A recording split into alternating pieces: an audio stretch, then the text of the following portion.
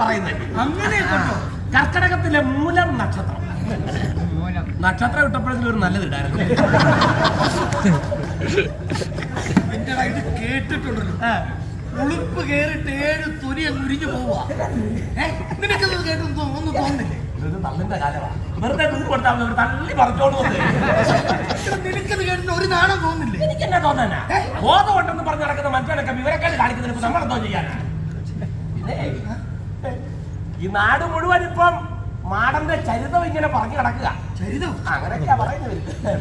അതെ, H publications ഇയാളുടെ പേരിലൊരു പുസ്തകം ഇറക്കുന്നുണ്ട്. അതിന്റെ 3ാമത്തെ പതിപ്പ് അടുത്താഴ്ച ഇറങ്ങുമെന്ന് പറഞ്ഞു. കള്ളക്കടം മേടിച്ചാണേലും ഞാൻ അവിടെ മേടിച്ചു തരാം. എഴുതാനും വായിക്കാനും അറിയാവുന്ന ആരെങ്കിലും കൊണ്ടൊന്ന് വായിച്ചു കേൾക്കണം.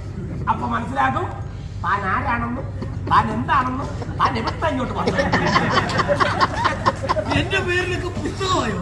പുസ്തകം മാത്രമല്ല, പിന്നെ വരുന്ന 1-ാം തീയതി രാവിലെ ഈ തിരുനട മുമ്പിലെ മെഗാ തിരുവാതിരയുണ്ട്. മെഗാ തിരുവാതിര ഈ വാളെടുത്ത് ഓടക്കുണ്ട് പോലെ പിടിച്ചോണ്ട് പെണ്ണ്